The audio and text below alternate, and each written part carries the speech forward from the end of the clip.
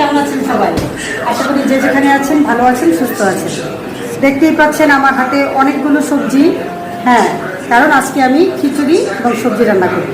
আমি সবজি রান্নাটা আমি আজকে আপনাদের সাথে শেয়ার করব। আমি চলে আসলাম সবজি রান্না করার জন্য। এই যে এখানে আছে ফুলকপি, মিষ্টি কুমড়া, বেগুন, আর এখানে অনেক রকমের সবজি। সবজির মধ্যে আছে ঝিঙ্গা, চিচিঙ্গা, লাউ, তারপর কাঁচা কলা, তারপরে মিষ্টি কুমড়ার ডাঁটা, বরবটি, পেঁপে, পটল, আরও টুকটাক কিছু সবজি আছে। তো এইদিকে আমার খিচুড়ি রান্না হয়ে গেছে। এই যে খিচুড়ি, এবার আমি তেল দিয়ে দিচ্ছি। সবজি রান্না করতে খুব অল্প তেল লাগে। এখন দেব তেজপাতা,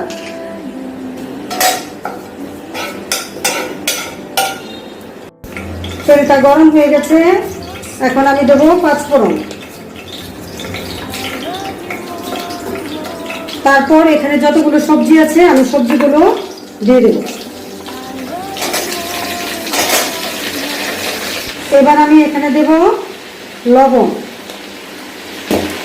তারপর দেব হলুদ।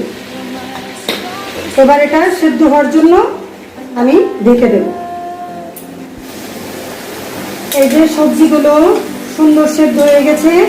এখানে আলাদা করে জল দেওয়ার কোনো দরকার নেই, কারণ এই সবজিগুলো থেকে যে জলগুলো বের হবে এই জলগুলো দিয়ে এই সবজিটা সেদ্ধ হয়ে যাবে। এখন আমি এখানে বাকি যে সবজিগুলো আছে এগুলো এখানে দিয়ে দিই, কারণ এই সবজিগুলো একটু নরম তো, যার কারণে এটা একটু পরে দিতে হবে। আবার আমি ঢেকে দেব। ছেলের জন্য মাংস রান্না করতেছি, কারণ ও সবজি পছন্দ করে না, ও খিচুড়ি দিয়ে মাংস খাবে। সবজিগুলো সেদ্ধ হয়ে গেছে। এখন এখানে আমি দেব জিরার গুঁড়া,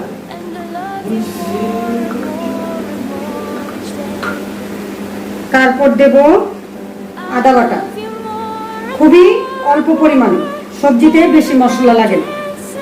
আর দেব কাঁচামরিচ। এখন আমি ভালো করে এটাকে নেড়ে দেব। সবজি প্রায় হয়ে এসেছে।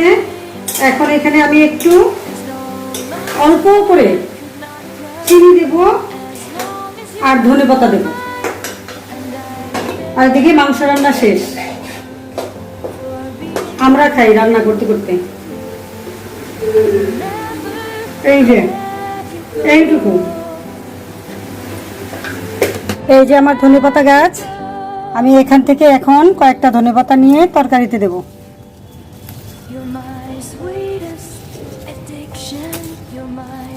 এই যে সবজি রান্না শেষ। এই যে সুন্দর সবগুলো সবজি সেদ্ধ হয়ে গেছে। এখন এখানে আমি ধনেপাতা দিয়ে দেব। রান্না কমপ্লিট। এই যে আমার সবজি, মাংস, খিচুড়ি।